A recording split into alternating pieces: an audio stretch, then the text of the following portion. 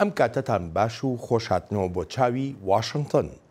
ئەمریکا لە نێوەندی هەروە دێ و زیاتربوونی ئاڵۆزیەکان لەگەڵ کۆماری ئیسلامی ئێراندا سزای نوێ دەسەپێنێتە سەر ڕژێمی ئێران و ئەم جارەیان پیشەسازی پێترۆکیمیایی ئێران کراوە بە ئامانج بەهۆی ئەو پشتیوانیە داراییەی بۆ هێزەکانی پاسدارانی شۆڕشی ئیسلامی دابین دەکا. پێشتریش ئەمریکا سوپای پاسدارانی وەک هێزێکی تێرۆریستی بیانی ناودێر کرد. سەبارەت بە ئێران چاوەڕوان دەبین بزانین چی ڕوودەدات. ئێران وڵاتێکی زۆر شەڕەنگێزە. ئێران هەندەری یەکەمە بۆ تیرۆر لەم وڵاتەدا و تیرۆر بۆتە نوێنەری وڵاتەکەشیان. بەدڵنیاییەوە ئێمەش وەک ئەمریکا دەستمان لەم دۆسەیەدا دەبێت چونکە هەوڵی یارمەتی زۆرێک لە گەلان دەدەین. هەروە دێ و زیادکردنی فشارەکان لەسەر ئێران بە مەبەستی گەڕانەوەی ڕژێمی ئێستای ئێران بۆ سەرمێزی دانوستاندن. ئەمریکا هێزی سەربازیشی ڕەوانەی کەنداوی فارس کردووە پاش ئەو هەڕەشانەی ئێران دەیکردن بۆ لێدانی بەرژەوەندیەکانی ئەمریکا لەو ناوچەیەی جیهاندا. هێشتا هیچ وتوێژێک لەگەڵ ئێراندا نەکراوە. پێشم وایە ئێران هەڵەیەکی گەورە دەکات ئەگەر بەدکاریەک بکات. خۆ ئەگەر ڕەفتارێکی خراپیشیان کرد ئەوە ینی لە ڕێی بەکارهێنانی هێزێکی گەورەوە سەودایان لەگەڵ دەکرێت. تا ئێستا هیچ ئاماژەیەک لە ئارادا نییە نیشانی بدات بە نیازی شتێکی خراپن. تاران وەک ئاماژەی پێدەکا بە مافی خۆی دەزانێت هەر ڕێگایەک بگرێتە بەر چونکە ئێستاشی لەگەڵدا بێ پێی وایە ئەمریکا بە نیازی شەڕ جم و جۆڵی بەهێزەکانی خۆی کردووە بۆ ئەو ناوچەیە. ئێمە ئەو ناوچەیە بە کەنداوی فارس ناودێر دەکەن و بێگومان هۆیەکەش هەیە بۆ ئەوە.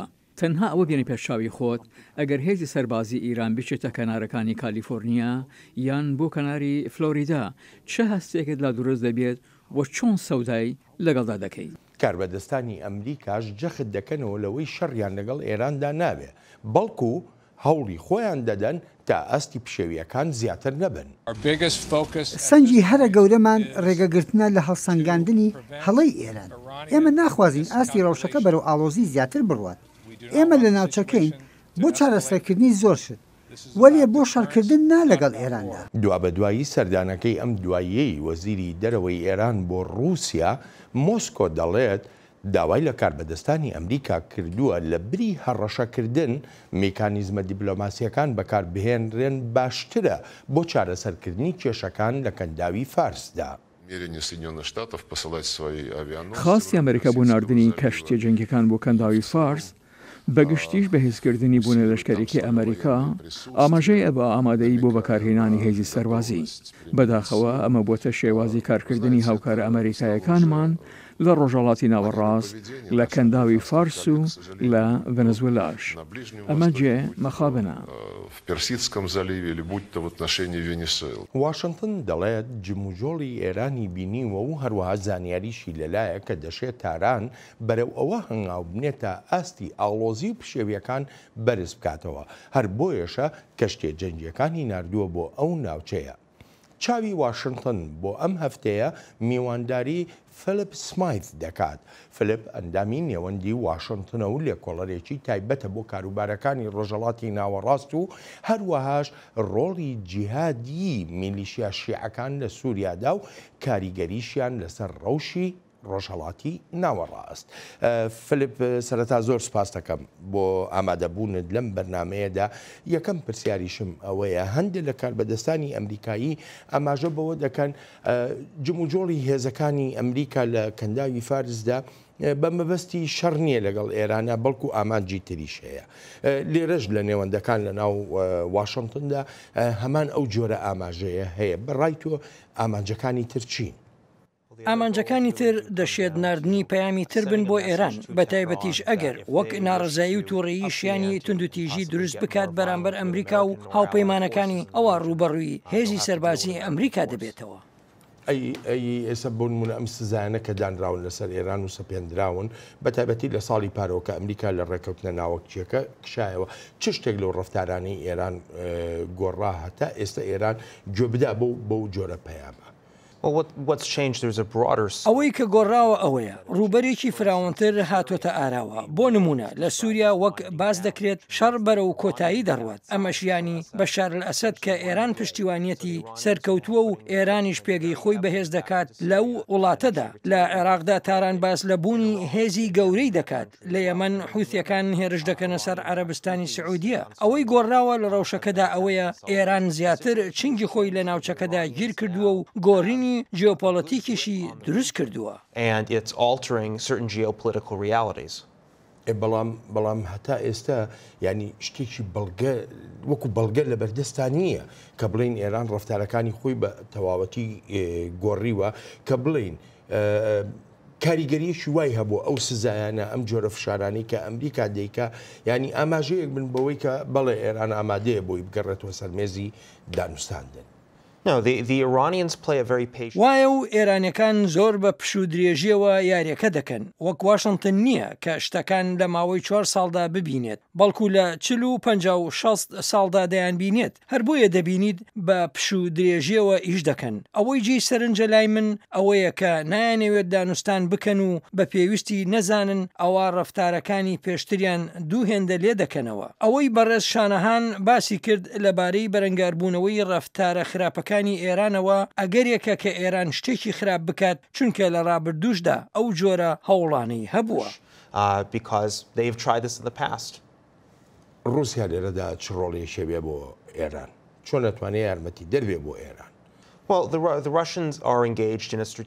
رووسیا هاوبەشێکی استراتیژی ئێران و بێ لە وەشتاران وەک پێگەیەک دەبینێت بۆ بەڕێوەبردننی بەرژەوەندەکانی خۆی لە ناوچەکەدا بەڵام لەبارەی بەرەنگاربوونەوەی ئەمریکاوە شتێکی ترە چونکە رووسیا پەیامێکی هەیە گشتیە و وەها نیشان دەدات هاوپەیمانێکی بەهێزی ئێرانیەکانە و لە سووریادا پێکەوە کار دەکەن بەڵام رووسیا یاریەکی دووسەرە دەکات و لە ئاوەها ڕەوشێکی نێوان ئەمریکا و ئێراندا دەخوازێت بڵێت دەتوانێت ببێتە ناوبژیوان مەبەستی مۆسکۆ لەمەدا ئەوەیە باڵا دەست بێت و دواتریش ڕەوشەکە بۆ بەرژەوەندی خۆی بەکار بهێنێت.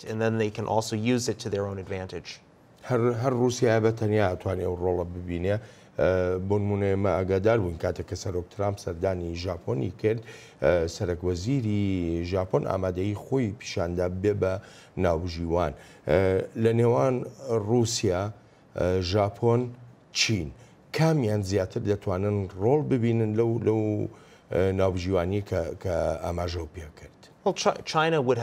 چین ڕۆڵێکی تەواو جیاوازی دەبێت لەو ڕوانگەیەوەی هەوڵەکانی بۆ گەیشتن بە ئێران هاوشێوەی رووسیا نییە و چین سیاسەتی خۆی دەپارێزێت رووسیەکان دەیانەوێت خۆیان لەو پێگەیەدا نیشان بدەن کە تەنها ئەوان هەن و بەس لە کاتێکدا ناوبژیوانێکی ڕازگۆنین جا زۆر وڵاتی تر هەن کە دەتوانن بکەونە بینیانەوە و پێشتریش ئەمە هەبووە وەک سویسرا کە ئێستا نوێنەرایەتی ئەمریکا دەکات لە ئێران و دەشێت وەک کەناڵێکی تر بەکار بهێنرێت یان هەندێک وڵاتی تری ئەوروپاییش بەڵام کاتێک دێتە سەر بابەتی فشارەکان و کام یەکێک لەو بژارانە دەتوانن پەیامەکان وەک خۆی بگەێنن رووسیا دێتە پێشە و دەڵێت من پەیوەندێکی باشترم لەگەڵ ئێرانەکاندا هەیە و هەندێکی ژناکۆکیمان هەن هەر بۆیە باشترە لەگەڵ ئێمەدا بن جا ئەمەش دیسانەوە جم و جۆڵێکی تری مۆسکۆیە و پەیوەندی بەهێز و دەسەڵاتی جیۆپۆلیتیکەوە هەیە و هیواداریشم واشنگتن ئەمە ببینێت و تێبگات سەودا لەگەڵ کێدا دەکات. ئەی وڵاتانی عەرەب لە کەنداوی فارسدا پێت وایە ئەوان بتوانن ڕۆڵێکی ئاوا گرنگ ببینن نێڵن ینی هەر هیچ نەبێ شەڕ ڕوودا. پێم وانییە وڵاتانی عەرەب لە کەنداودا پێیان باش بێت هیچ پەرەسەندنێک لەم قەیرانەدا هەبێت و هەر لە ئێستاشدا خۆیان دووچاری کۆمەڵێک گرفت بوونەتەوە وەک بەرەنگاربوونەوەی یاخیبوونی تێرۆریستان لە بەحرین کە ئێران پشتیوانی دەکەن یان گرفتی ئەو شیعانەی ئێران پڕچەکیان دەکات لە ڕۆژهەڵاتی عەرەبستانی سعودیە لەمانەش سەرێکی تر وڵاتی یەمەنە ئەوەی لەوێ ڕوودەدات ئەوەیە یەمەن بۆ ئێران بۆتە سووریایەکی تر با بیریشمان نەچێت ئێران هیچ شتێکی وەهای نیشان نەداوە کە هێورکردنەوەی ئاگرەکە بە باش بزانێت هەر بۆیە سعودیەکان و منشینەکانیش وەهای بە باش دەزانن فشارەکان لە یەمەن بەردەوام بن بەڵام ئەوە نابینم بیانەوێت شتی تر بەرامبەر بە ئێران بکەن لە شوێنەکانی تردا. فلپ دەگەڕێمەوە بۆلات بەشێکی بەرچاوی و توێژەکانی سەرۆکی ئەمریکا لە دواترین سەردانیدا بۆ فەڕەنسا تایبەت بوو بە ئێران و لەوێش جەختی کردەوە کە نابێت دەرفەت هەبێ ڕژێمی ئێران ببێتە خاوەنی چەکی ناوچی. ئێران وڵاتێکی شکست خواردووە، منیش نامەوێت وەک وڵاتێک دابڕمێت. دەتوانین زۆر بە خێرایی ئەو شکستە بگۆڕین یان پێچەوانەی بکەینەوە. سزاکان لەسەر ئێران بێوێنەن لەو کاریگەریانەی هەیان بوو بە زۆر شێوە. تێدەگەم لەوەی ئێرانیەکان دەیانەوێت و توێش بکەن، ئەمە شتێکی چاکە، ئێمەش و توێش دەکەین، بەڵام شتێکی کە نابێت هەیان بێت ئەوەیە ناتوانن ببنە خاوەن چەکی ناوەکی. پاریس هاوڕایە لەگەڵ ئەمریکادا لەسەر مەترسیەکانی ئێران و جەختیش لە 3 ئامانج دەکاتەوە بۆ هەر هیچ نەبێ سنووردارکردنی جموجۆڵەکانی ئێران. پێم وایە هەمان ئامانجی هاوبەشمان هەیە لە پەیوەندی بە ئێرانەوە. چیمان دەوێت بیکەین؟ یەکەم دەمانوێت دڵنیا بین لەوەی نەبنە خاوەنی چەکی ناوەکی.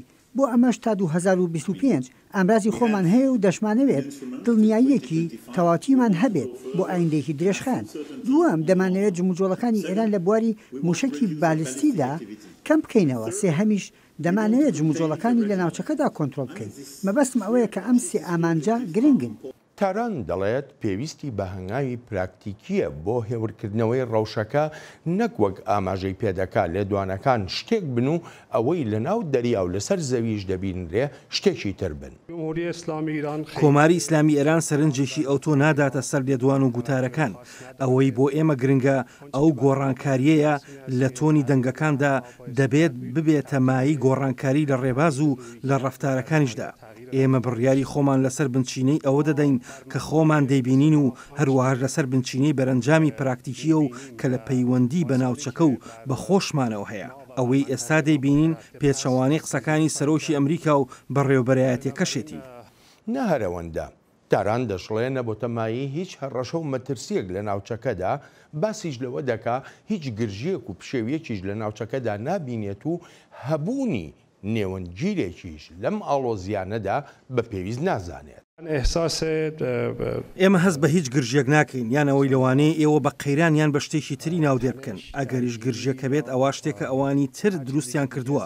ئەوانەی سەرچاوی ڕاستەقینەی بارگرژی پشێوین ئەوە دەبێت چیان لە توانادا بێت بیکەن تا بارگرژی پشێوی کەم بکەنەوە. ئالم کاتەشدا کۆماری ئیسلامی ئێران ئەوە بە پێویست نابینێت وڵاتی سێهەم بکەوێتە نێوان ئێران و ئەمریکاوە.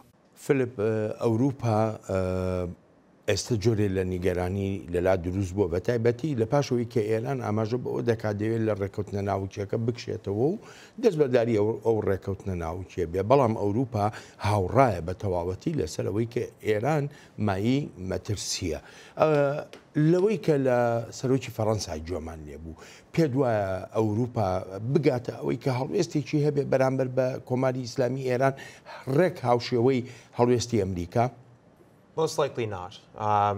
بەگشتینە پێم وایە ئەمریکا هەوڵ دەدات بیهێنێتە ئەو پێگەیەوە. دەزانی دەشێت ئەوروپایەکان وەک هەڵوێستەکانی پێشویان بمێنەوە چونکە بەرژەوەندی خۆیانیان هەیە و بەشێکی ئەو بەرژەوەندیانەشیان لەگەڵ ئێراندا وەک لە دەیان ساڵی پێشوشدا نیشانیان داوە. لەبەر ئەوە تۆزێک قورسە هەموو لایەنەکان بێنێتە ریزەوە لەم دۆسیەی ئێراندا. هەرچۆنێک بێت پێم وایە وڵاتانی ئەوروپا تێدەگەندەوەی هێزی گەورەتر لێرە لە ئەمریکایە و پێشم وایە هەندێک لە وڵاتە گەورەکانی ئەوروپاش وەک فەڕەنسا تێدەگات لە هەڕەشە و مەترسیەکانی ئێستایی ئێران. یەکێک لە پرسیارەکانی ترەوەیە ئەوروپا ئەتوانێت ئەو ڕۆڵی ناوبژیە ببینێ لە بری رووسیا چین یا تەنانەت وڵاتانی عەرەب لە کەنداویشدا؟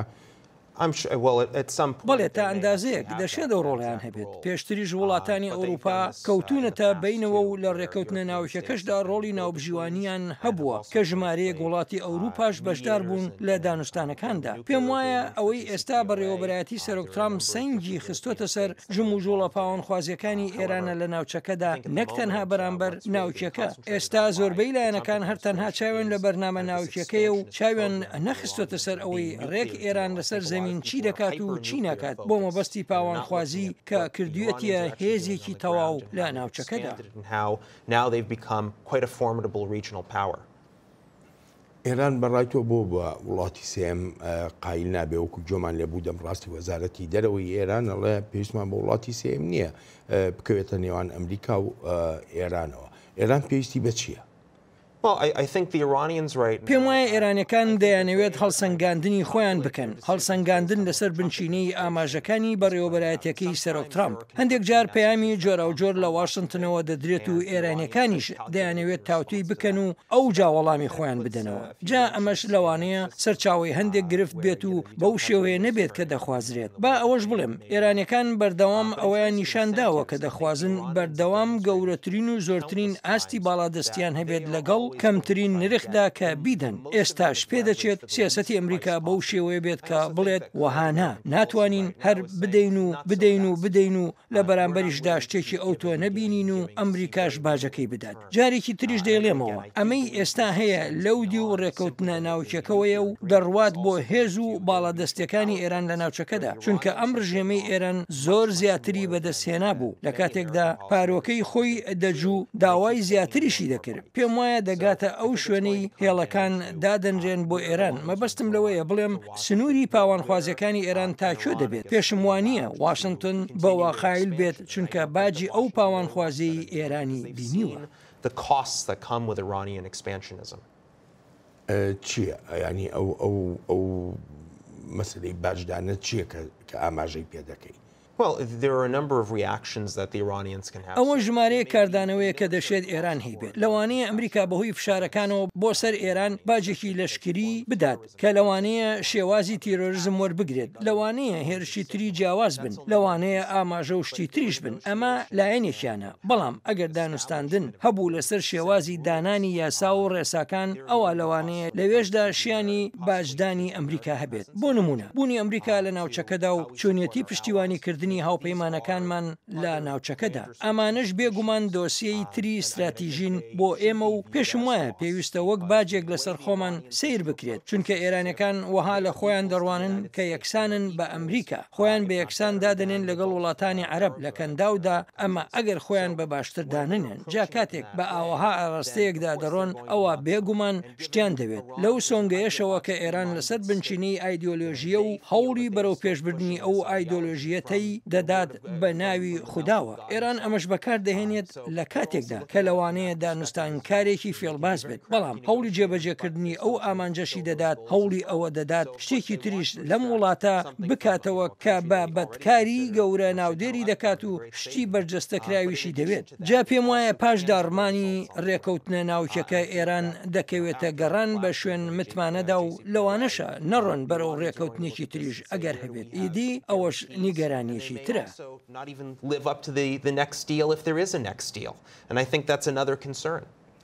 ئەمە ئەگەر بێت و ئەمریکا وەکو تۆ ئاماژەی پێ دەکەی ئەی ئەگەر بێت و ئەمریکا ئاڕاستی شتەکان بکە لە کەنداوی فارسدا بەڵام ئەوەی کە ئیشەکان دەکا وڵاتانی عەرەبی کەنداو بن هیچ گۆڕانێگە بێ لەمەدا Not necessarily. I mean, I think if we look at the situation, if مەرج نییە چونکە ئەگەر بڕوانینە ڕەوشەکە وڵاتانی عەرەب لە کەندا و کە ئێستا دەزانن ئێران مایی چ جۆرە مەترسیەکە بەڵام ناچن بە تەنیا ئەو ئیشە بکەن چونکە دەزانن هاوپەیمانان لەگەڵ ئەمریکادا ئەگەر دا ببڕێن لە ئەمریکاش ئەوە لە بەرامبەر ئێراندا هەنگاوێکی ئاوەها نانێن ئەوەی ڕەهەندەکانی ڕەوشەکە دەگۆڕێت ئەوەیە ئەگەر شتەکان ئالۆستر بوون و ئەو جا وڵاتانی عەرەب بڵێن ئێمەش بە خراپتر وەڵامی ئێران دەبینەوە یان بەرەنگاری دەبینەوە لێرەدا بێگومان وێنەکە دەگۆڕدرێت بەڵام ئەمەش کەوتۆتە سەر ئەوەی ئەمریکا تا چه ئەندازەیەک ڕێگە بەوە دەدات جا پرسیارەکە لەوەدایە ئایا لەگەڵ بەکارهێنانی ئاستی بەرزی فشارەکاندا ئەمریکا ئەم تاکتیکانش بەکاردەهێنێت و ڕێگە دەدات بە هاوپەیمانەکانی خۆی لەو ناوچێدا ئەو جۆرە کارە بکەن من بۆ خۆم پێم وایە مەرج نییە ریاض یان ئەبوزەبی هەر هیچ نەبێت هەتا ئێستا بیانەوێت کارێکی لەو شێوەیە بکەن چونکە هێشتا سەرخاڵی کێشەی یەمەن و ژمارەیەک دۆسیەی تری ئاسایشین لە بیرمانە چی لە فوجەیرە ڕوویدا ئێرانەکان پەیامی خۆیان نرد بۆ وڵاتانی عەرەب لە کەندا و ئەمریکا و کاراکتەرە ڕۆژاوایەکانی تریش کە وەڵامیان دەبێت و وەڵامی توندیش Gulf Arab countries and to the United States and other Western actors that they are going to act and they'll act very aggressively. ئەڵبەتە ئێران داوای چیە؟ ینی گەورە کاربەدەستانی ئێران هەندێک ئاماژەیان هەیە بە تایبەتی لەسەر ئەگەر و نەگەری دانوستاندن ئێران داوای زمانێکی نەرمتری ئەمریکا دەکات لەم قەیرانەدا و دەشڵێت بە هیچ شێوەیەک زمانی هەڕەشەی بەلاوە پەسەند نییە من پێشترش وتومە هەڕەشەکردن لە ئیران هیچ کاریگەریەکی نابێت و هەرگیزیش هەڕەشە لە ئیرانیەک مەکە هەوڵی ڕێزگرتن بدە لەوانەیە کاریگەری هەبێت.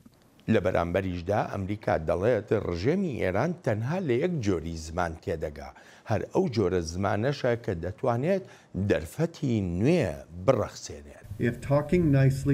ئەگەر قسەی خۆش کاریگەری هەبوایە ئەوە دەیان ساڵ بوو چارەسەرمان کرد بوو بەڵام ئەمە ڕژیمێکە تەنها لە فشاری ئابووری و پراوێز خستنی دیپلۆماسی تێدەکات ئێمەش وابەستەی ئەم استراتژیین چونکە باشترین دەرفەتی هەیە بۆ کەمکردنەوەی مەترسیەکانی لە لوبنانەوە درێژ دەبنەوە بۆ یەمەن.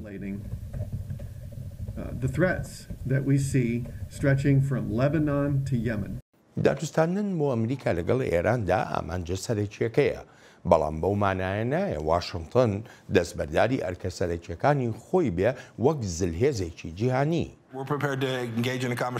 ئێمە ئامادە باشین بۆ توێشکردن بەبێ مەرجی پێشوەخت ئامادەین دانیشتنی لەگەڵ ئێرانەکاندا بەڵام ئەرک و هەوڵی سەرەکی ئەمریکا بەردەوام دەبێت بۆ بەرەنگاربوونەوە جموجۆڵە قێزەونەکانی ئەم کۆمارە ئیسلامیە ئەم هێزی هەناردنی شۆرشە.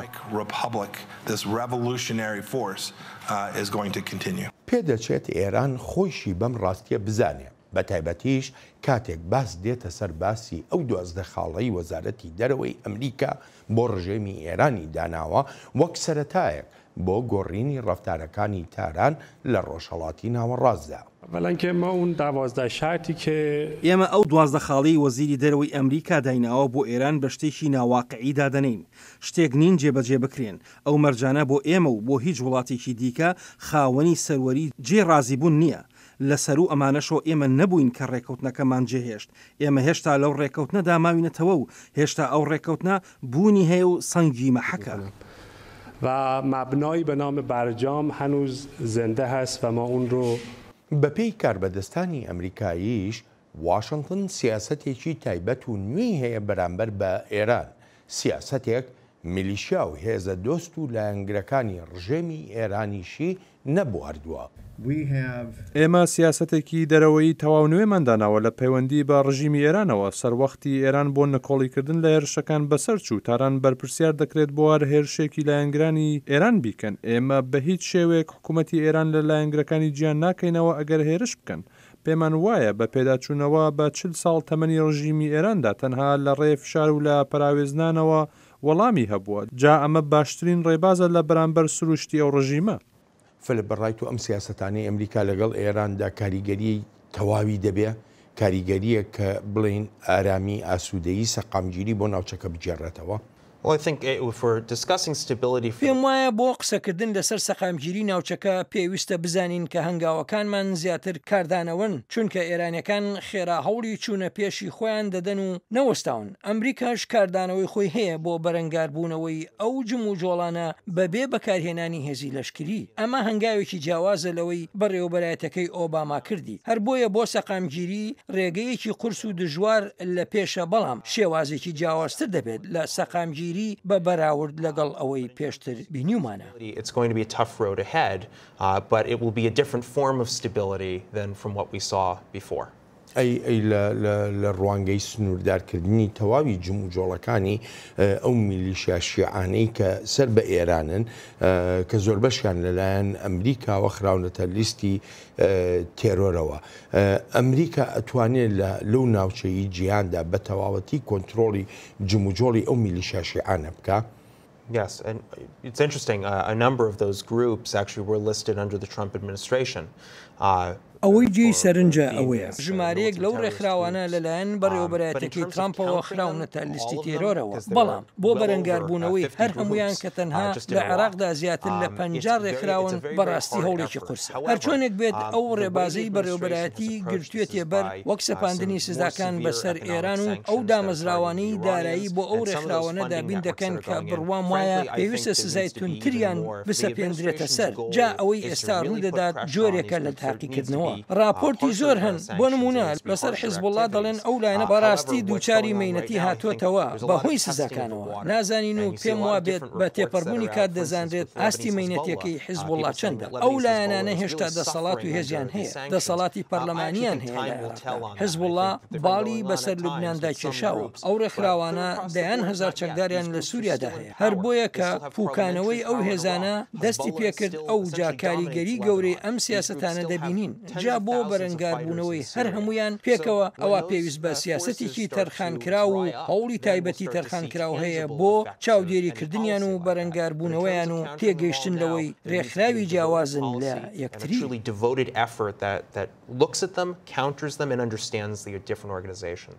بڵێ بەڵام ئێمە ئەگەر کاریگەری ئەو سزایانە بەسەر ئێران خۆیەوە ببینین ئێران وەکو وڵاتەکە بەڵام لە دەرەوەی ئێران ئەو هێزە میلیشیانی کە هەیەی ینی ئەگەر ئەمانە کاریگەریەشی تەواویان لەسەر نەبێ وەکو ئەو وایە بڵێ ئەم جارە ئێران لە شوێنی ترەوە درێژە بەر ڕەفتارەکانی خۆیەدا نەک لە تارانەوە. تاران بەردەوام ئەو ڕێکخراوانە بەکاردەهێنێت بۆ هەر مەبەستێکی بیانەوێت لە ناوچەکەدا بیکەن تەنانەت ئەگەر بەرزترین ئاستی فشاری ئابووریشی لەسەر بێت پاسدارانی شۆڕشی ئیسلامی ئێران کۆنتترۆلی زۆربەی هەرە زۆری ئەو میلیشیانەی لە دەستە کە هەر پاسداران خۆی دروستی کردوون ئەمان وەک هێڵێکی تەریب لە سیستمی جیهانی دەڕوانن شەڕ بە ناوی خواستی خودداوە دەکەن جا بیهێنە پێش چاوی خۆت تۆ سەر و سەودا لەگەڵ ئەو جۆرە خەڵکەدا دەکەیت لە کاتێکدا سزاکان زۆر قورسە لە سەریان و تەنانەت موچەشیان نادرێتێ بەڵام ئەوان هەر شەڕی تۆ دەکەن پێم وانە ئەمە هەروە بە سانایی بوەستێت جا لێرەدا بەلای منەوە پرسە گەورەکە لەوەدایە کە ئێران چۆن بەکاریان دەهێنێت هەرچەندە وهای دەبینم ئێران دەخوازێت چەندێک بکرێت ئاستی پشێوەکان کەم بکاتەوە چونکە بیرکردنەوەیان لە مەودای درێژخایەندایە ئێمە وەک ئەمریکا بیرکردنەوەمان بۆ 4 ساڵە و ئێرانەکانیش بەوەیان زانیوە و هێشتا نازانن لە ساڵی 2020دا بەڕێوەبەرایەتەکەی ترامپ هەڵدەبژێرێتەوە یاننا هەر بۆیە دەبینیت بە پشودرێژیەوە کاری خۆی دەکات و بێخەمە و دەڵێت ئەگەر کەسێکی تر هەڵبژێردرا ئەوە ئێمەش هەنگاوی تر دەنین و ئەگەری ژوەهانە بوو ئەوە پشودرێژتر دەبین ئەزمموی کارکردنی ئێرانەکان پێمان دەڵێت کە دەتوانن زۆر پشودرێژ بن کاتێک دێتە سەر باسی کاریگەریەکانیان لە ناوچەکە و لە وڵاتانی تریشدا. پێم باشە هەندێک باز لە ئەوروپا بکەینەوە جارێکی تریش کە ئەمە گرنگجێکی تایبەتی خۆی هەیە ئەمریکا زانیاری تەواوی داوەتە هاوپەیمانەکانی خۆی لە ئەوروپا و لە ناوچەکەشدا ئاگاهیشی داوەتە هاوپەیمانان سەبارەت بە هەموو ئەگەر و نەگەرێکی چاوەڕوان کراو لە هەڕەشە و مەترسیەکانی ئێرانەوە سەرچاوە دەگرن. وەزیری دەرەوەمان زانیاریەکان و زانیاریە هەواڵگریەکانیشی لەگەڵ هاوپەیمانەکانماندا باس کردووە هەروەها باسی لە فرەڕەهەندی مەترسیەکانی ئێرانیش کردووە دەزانین ئەوروپیەکان هەمان نیگەرانی ئێمەیان هەیە بۆ سەخەمگیری کەندا و ڕۆژهەڵاتی ناوەڕاست وەزیری دەرەوە بەردەوام زانیاریەکانی داوە بە هاوپەیمانەکانمان وەک ئاگادارکردنەوەیەک بۆ ئەو هەڕەشە و مەترسیانەی هەن بەردەوام هەڕەشە و مەترسیەکانی ئێران لە زیاد بووندان هەر چۆنێک بێت پێدانی زانیاریەکان نەبۆ تەمای ڕەوانەوەی نیگەرانیەکانی ئەوروپاییەکان ئەوروپا داوای پشودرێژی و سنگفراوانی دەکات لە هەردوو لای سەرەکی ئەم گرژیەوە ئێمە زۆر نیگەرانی لە مەترسی ڕوودانی قەیران لە ڕێکردارێکی بێمەبەستەوە لە هەردوو لاوە ئەو جا شتێک بخۆمێت ئەم نیگەرانیانەم لەگەڵ هاوشان ئەوروپیەکاندا لەگەڵ وەزیری دەرەوەی ئەمریکاش باس کردووە پێم وایە ئەوەی پێویستمانە سەروەختی ئارامیە بۆ دڵنیابوون لەوەی هەموو لایەک تێ دەکات لەوەی لایانی بەرامبەر بیر لە چی دەکاتەوە لە هەمووی گرنگتر ئەوەیە ئێران نەگرێتەوە بۆ بەرنامەی ناوەکی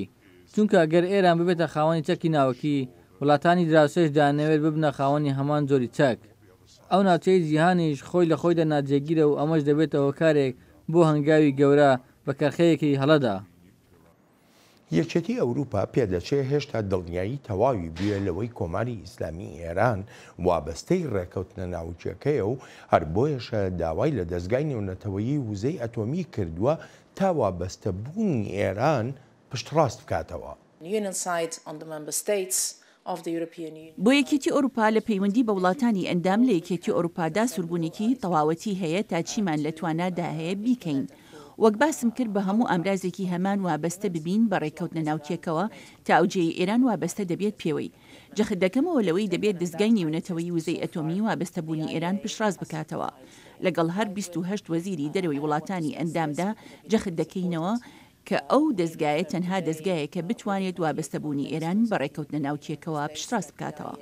ئەمریکاش هەمان داوای هەیە و هەمان پشتڕاستکردنەوەی دەوێت و مەبەستەکەش وەک گەورە کاربەدەستان جەختی لێ دەکەنەوە ئەوەیە ئێران هەرگیز نەتوانێت چەکی ناوچی دروست بکات. داوامان لە دەستگای نێونەتەوەیی وزەی ئەتۆمی کردووە تا چاودێری شوێنە ڕاستەکان بکەن تا هەر هیچ شتێک پێویستە بیکەن بۆ دڵنیابوونی تەواوەتی لە جێبەجێکردنی بەندەکانی ڕێکەوتنە ناوچیەکە و ئەمەش ئەرکی ئەوانە ئێمەش کاری خۆمانەکەین بۆ دڵنیابوون لەوەی ئێران هەرگیز لەو پێگێدا نەبێت کە بتوانێت بێتە خاوەنی چەکی ئەتۆمی. ئەوروپاش وەک دەڵێت هەوڵی خۆی خستۆتە گەر تا هەموو لایەنەکان جارێکی تر لەسەر مێزی دانوستاندن کۆبکاتەوە و وەک هیوایەک بۆ دەرفەتی چارەسەری دیپلۆماسیانە.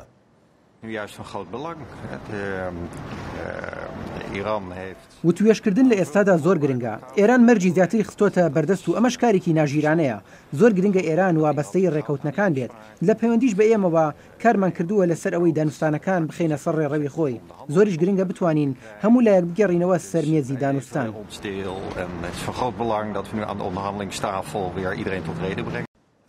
فلپ یەکێک لە پرسیارەکان ئەوەیە لە کاتێکا کە ئەوروپا جەخت دەکاتەوە لە هەموو بەهامرۆیەکان ئەوانەی کە ڕۆژاوا جیهانی ڕۆژاوا داکۆچی لێ دەکەن بەڵام لە هەمان کاتیشدا هەڵوێستێکی جێی نیگەرانی هەیە بەرامبەر بە کۆماری ئیسلامی ئێران.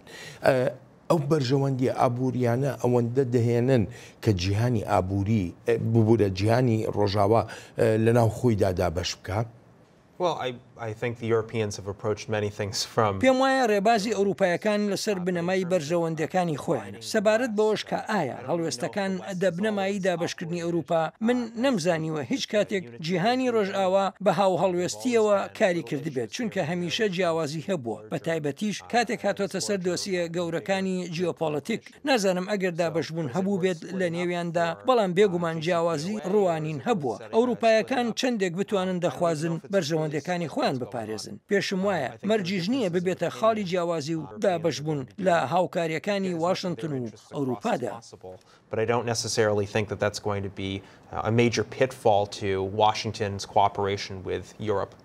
بەڵام بەڕای تۆ ئەمە جیاوازی نییە ئەمە دابشبوون نییە لە کاتێکا کە ئەمریکا دەخوازێ هەموو ڕەفتارەکانی ئێران لە ڕێی سزاکانەوە سنووردار بکە بەڵام ئەوروپا دێ ڕێوشێنی تر و میکانیزمی تر دەگرێتە بەر بۆ ئێرانیەکان کە بتوانن ئیشەکانی خۆیان بکەن و بەردەوام بن لەو جۆرە جم و جۆڵانە ینی هەڵبەتە ئەو جۆرە پشتیوانیە درێژەدانە بە ئەوەی کە ئێران بتوانێت ئەو جم و جۆڵانەی خۆی بکە.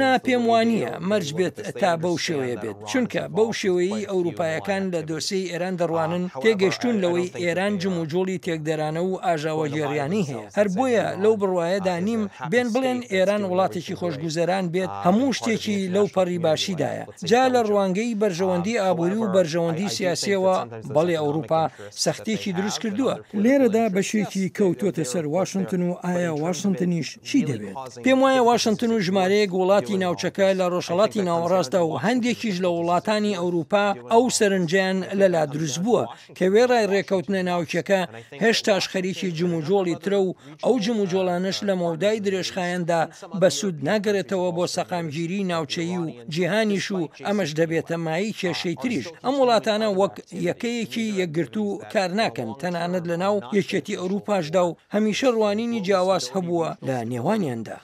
And those cause other problems.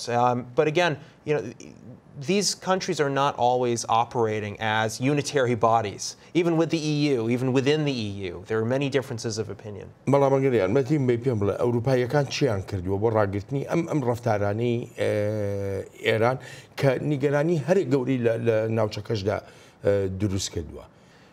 پێم وایە زۆربەی کارەکانیان کەوتونەتە سەر زانیاریە هەواڵگیریەکان و شکست پێهێنانی هەندێک لە تۆڕەکانی ئێرانە لە وڵاتەکانیاندا بەڵام بە بەراورد لەگەڵ ئەوەی ئەمریکا دەیکات هێندەی بەشێکی بچووکیشی نییە. دەگەڕێمەوە بۆلات. شیکەرەوە لەو بڕواایەدان هێشتاش دەرفەت هەن بۆ چارەسەری دیپلۆماسیانە، بەڵام باز لەوە ناکەن ئایا خواست بەو ئاڕاستەیەدا هەیە یان نا. هەلایەک دەخوازێت هەڵوێستی بەرەنگاربوونەوە بخڵقێنێت، جازیاتکردنی هێزە سەربازیەکان لەگەڵ ئەو توانایە لەشکریەی ئەمریکا هەیەی لە ناوچەکەدا ناردنی پەیامێکە بۆ ئێرانیەکان کە ئەگەر بێت و هێرش بکەنە سەرمان ئەوە ئێمەش تۆڵە دەکەینەوە. ئێرانیەکانیش هەمان شت دەکەن. وەک چاودێر دەڵێن ئێران پێگە جوگرافی و سیاسەتەکانیشی لە پشتیوانکردنی میلیشیاکاندا وەهایان کردووە خۆی لە پێگەیەکی بەهێزدا ببینێ بەبێ ئەوەی هەڵسەنگاندنێکی ڕاستەقینە و وردی بۆ تواناییەکانی ئەمریکا کردبێت. ئابووری جیهان بێگومان ئابووری ئەمریکاش وەکو بەشێک لە ئابووری جیهان لە بەردەم هەژانێکدایە بەهۆی نرخی ناوتەوە، بەهۆی شیانی کەمبوونەوەی بەرهەمهێنانەوەی لای هەر وڵاتێکی سەرەکەی کەنداو. پێگەی جوگرافیەکەی ئیران لە کەنداودا بەرامبەر عەرەبستانی سعودیەیە و لە سەرتەنگەی هورمزیشە، واتە ئەو شوێنە یەکێک لە سەر پێنجی نەوتی جیهاندا پیادا دەڕوات. بێ لەوەش پشتیوانی ئیران بۆ میلیشیەکانی حزبڵڵا لە لەبنان، ژمارەیەک لە میلیشیەکانی شیعەکانی عێراق بۆ حوتیەکان لە یەمەن، بۆ میلیشیەکانی حزبڵڵا و عێراقش لە سووریا، هەروەهاش بۆ فاتمیەکان پشتیوانی ئیران بۆ چەکدارەکانی ڕێکخراوی ئەفغانی کە لە سووریا شەریان دەکرد. ئەمانەیانی لە پێگەیەکی باشدایە تا یارمەتی و کۆمەکی ئەو هەڵپەیمانانەی بەدەست بێنێت دژی هێزەکان و بەرژەوەندیەکانی ئەمریکا لە هەر کاتێکدا کە قەیرانێک ڕوو بدات. لێرەشدا شیکەرەوە وەک باسی دەکەن پرسیاری زۆریان هەیە لەسەر پلان و استراتیژێتی ئەمریکا بۆ چۆنیەتی سەر و سەوداکردن لەگەڵ ئەم دۆسەیەدا. ئەو ڕێگەی دەگیرێتە بەردەشێت هەر شتێک بێت لە استراتیژێتێکی ڕوونەوە تا دەگاتە پۆستێکی تویتەر، بەڵام نازانیت کامیان ڕۆژ بە ڕۆژ دەبێتە ڕێنیشاندن لەم هەلومەرجەدا. ئەو نادیاری و تەمتومانەی ئەو بەڕێوەبەراتیە هەیەی سەبارەت بەوەی وەک بەرئەنجام چی دەوێت، کێشەی دروستکردەوە لە بەردەم بەدەستهێنان و هەبوونی دەستکەوتدا و گەیشتن بە هەندێک لەو بەرئەنجامانەی دەخوازین بیبینین. بەڵام بۆ هاوپەیمانەکانی ئەمریکا وەک وڵاتە عەرەبیەکانی کەندا و هەروەهاش ئیسرائیل پێویستە هەنگاوی بەرەنگاربوونەوە بەرامبەر ئێران بگیرێتە بەر بە تایبەتیش کە دەڵێن ئێستا هاوڕاییەک هەیە. پێویستە بەرەنگاری هەڕەشە و مەترسیەکانی ڕژەمی ئێران ببینەوە. خۆشم و وەزیرانی دەرەوەی وڵاتانی عەرەبیش دەڵێن گەلی ئێران دوژمنی ئێمە نین. فلپ بۆ یەکەم جارە ئیسرائیل لەگەڵ ژمارەیە وڵاتی عەرەبیدا هاوڕابن هەموو بەیەکەوە بەرامبەر بۆ مەترسیانەی کە ئێران ناوێتەوە لە ڕۆژهەڵاتی ناوەڕاستدا. ئەم هاوڕاییە کاریگەری دەبێت بەسەر ئەگەر و نەگەری دروستبوونی شەڕ. نامەرج نییە، بەڵام پێم وایە نیشاندانێکە کە ئێران چیدی ناتوانێت خۆی بخاتە ناوشتەکانەوە و هەرچێکی بوێت بیکات. هاوکاری لەشکری و هەواڵگیری نێوان ئیسرائیل و هەندێک لە وڵاتانی عەرەب لە کەندا و نیشانیدا ئێرانەکە لە دەمی ئەگەری هەر کردەیەکی لەشکری بۆ سەر ئەو وڵاتانە ئەوە ئەمانیش کاردانەوەیان دەبێت بە هەمان ئاست. ئەم ڕۆژی کە ئێستا هەیە لە کەنداوی فارسدا بەتایبەتی و لە ڕۆژهەڵاتی ناوەڕاستیش بەگشتی چ شتێک دەگۆڕێ؟ لەوەی دەیبینین هەژمونی چەسپاوی ئێران و گرتنەبەری سیاسەتێکی شەڕەنگێزانەترە. بەو شێوەیە ئەگەر هاوپەیمانەکان کەوتنە بەر مەترسیەوە ئەوە خواست بۆ بەکارهێنانی هێزی لەشکری زیاتر دەکات. ئەوەشمان بیر نەچێت کە ئێران دەیەوێت وڵاتە گەورەکانی ناوچەکە وەک ئیسرائیل و عەرەبستانی سعودیە بخاتە بەردەم مەترسیەوە و ئێرانیەکان دەیانەوێت ئەو دوو ڕکەبەرە لە بازنەیەکدا گیر بکەن و بەردەوامیش دەبن بەو ئاراستەیەدا. جۆمان لە ئەنتۆنی کۆرسمان بوو، هەروەها لە دالیاش لە نێوەندی ڕاند. هەردووچیان هاوڕان ئەتوانم بڵێم لەسەر ئەوەی کە استراتیژێتێک نابینن لەلایەن ئەمریکاوە. ئەمریکا چی پێویستە بیکە؟ سەبارەت بە درێژەدان بە بەکارهێنانی استراتیژێتی بەرزترین ئاستی فشار یەکەم شت ئەوەیە ئایا چه ئامانجێکمان هەیە؟ پێشم وایە وەڵامەکە بۆتە شتێکی با و هەموو هەر ئاوەها دەڵێن، بەڵام ئەگەر ئامانجەکە بەرزترین ئاستی فشارکردن بێت ئەوە پێویست بە هەوڵی لە ڕادەبەدەر هەیە بۆ ڕێگەگرتن لە پشتیوانیەکانی ڕژێمی ئێران بۆ هاوپەیمانەکانی وەک حیزبوڵڵای لوبنان و ژمارەیەک لە ڕێکخراوە شیعەکانی عێراق و هەروەها حوثیەکانی یەمەن. یانی پێویستە لە سووریادا پاشەکشەی هەندێک لەو هێزانە ببینی تا بگوترێت گۆڕانکاری بنچینەیی کراوە. پێویستە گۆڕانکاری بنچینەییش لە عێراقدا ڕوو بدات کە هەندێک لە هێزە شیعەکانی سەر بە ئێران دەسەڵاتێکی زۆریان هەیە لە دامەزراوەکانی ئەو وڵاتەدا. جا تا بتوانرێت مەودای ئامانجەکان زیاتر بن ئەوە پێویستە سەیری ڕژێمی ئێران خۆی بکرێت. ئەگەر تاران تێگەیشت لەوەی ئیتر ناتوانێت ئەو هێزانی لە ناوچەکەدا لایەنگرین بەکاریان بهێنێت شان بەشانی هێزەکانی خۆی بۆ ئامانجەکانی لە ناوچەکەدا ئەگەر ئەمە ڕوو بدات ئەوە من بە سەرکەوتنێکی گەورەی دەزانم بەڵام بەڕاستی ئەمە دۆسیەکی زۆر ئاڵۆزە. But again, this is a very complicated issue. بە یەک ڕستە وەڵامم بدەرەوە گۆڕینی ڕژێمی ئێران ئەرکی وڵاتانی ترەیە ئەرکی خەڵکی ئێرانە بەبێ هیچ چەند و چوونێک ئەرکی گەلی ئێرانە. فلپ زۆر سپاست دەکەم بۆ بەشداری لە بەرنمەی ئەمڕۆی چاوی واشنگتن سپاست دەکەم. تا بەرنمەیەکی نوێی چاوی واشنگتن ڕێز و خۆشەویستی ستافی بەرنامە وەهی خۆیشم بەڵێن ساڵح بەسەن بفەرمێ.